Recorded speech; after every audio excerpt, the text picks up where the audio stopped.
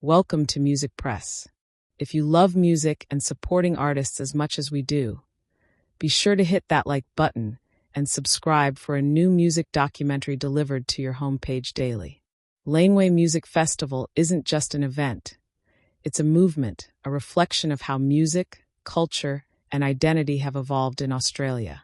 It all began in 2004, in the heart of a gritty Melbourne laneway. Back then, it was just an idea, a small gathering meant to showcase local talent in an intimate setting. No one could have predicted that this little festival would grow into the cultural powerhouse it is today. Danny Rogers, one of the festival's co-founders, described its early days best when he said, "We just wanted to put on a gig where our mates could play. It wasn't about making it huge or flashy. It was about the music, the vibe, and creating something that felt real." And it did feel real. The first Laneway Festival was raw, full of energy, and incredibly personal. The lineup included acts like the Avalanches, who were just beginning to make waves.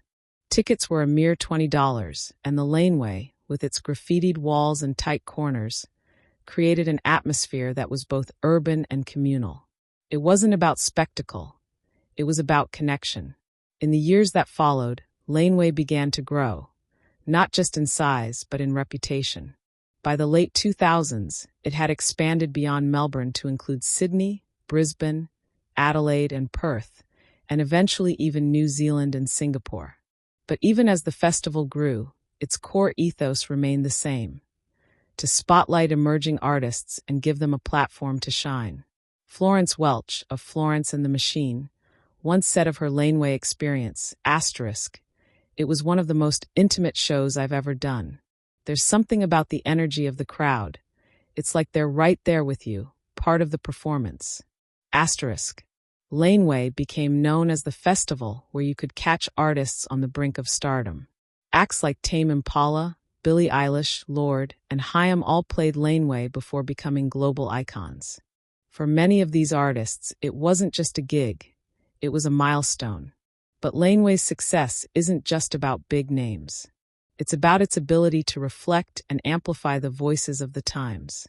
Over the years, the festival has showcased a remarkable diversity of talent, from Indigenous artists to international acts, queer performers, and experimental musicians pushing the boundaries of sound. Sampa the Great, who delivered a groundbreaking set in 2020, captured the festival's essence perfectly when she said, "Music has always been political. At Laneway, it's not just about entertaining, it's about speaking truth, and that's powerful." Her performance, at a time when the world was grappling with issues of racial inequality and social justice, was a defining moment in the festival's history. It wasn't just a concert. It was a call to action, a reminder that music can inspire change. Laneway's commitment to activism goes beyond the stage. In 2019, the festival launched its Green Laneway initiative, aimed at reducing its environmental impact.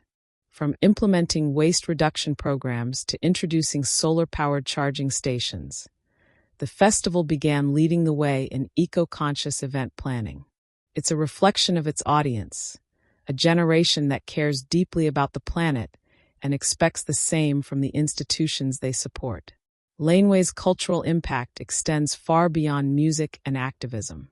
It has also become a beacon of self-expression. Over the years, the fashion at Laneway has become as iconic as the music. In the early days, it was all about indie staples, skinny jeans, Converse, and vintage band tees. But as the festival evolved, so did the style. By the 2010s, festival-goers embraced bold, eclectic looks, flower crowns, boho chic, glitter, and neon. Now anything goes. It's a space where individuality thrives, and every outfit tells a story. One attendee summed it up perfectly. Laneway is like a runway. You dress for yourself, but you also kind of want to be part of the vibe. It's a celebration of who you are. As the festival grew, so did the accolades.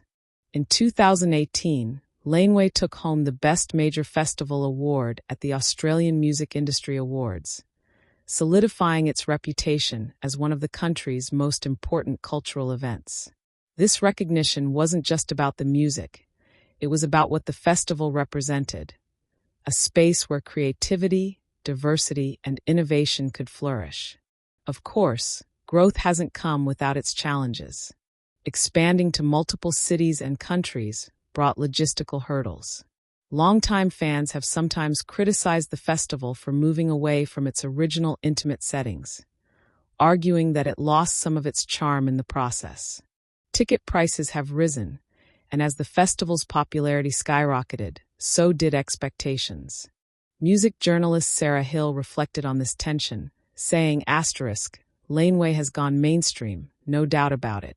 But that's the challenge for any event like this, isn't it? Balancing the original spirit with the demands of growth. I think they've done an admirable job, but it's always going to be a fine line. In recent years, Laneway has embraced technology to connect with audiences in new ways. During the pandemic, when live events were impossible, the festival pivoted to virtual showcases, streaming performances to fans around the world.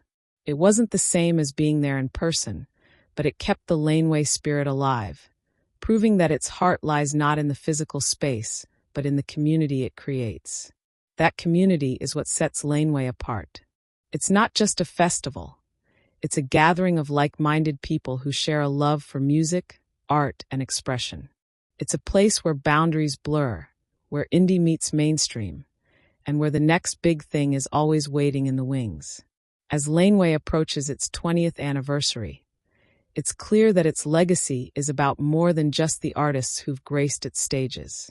It's about the cultural moments it has created, the conversations it has sparked, and the way it has brought people together. Danny Rogers, looking back on 2 decades of Laneway, put it simply, at the end of the day, it's about the music and the people. That's what it's always been about, and that's what it always will be.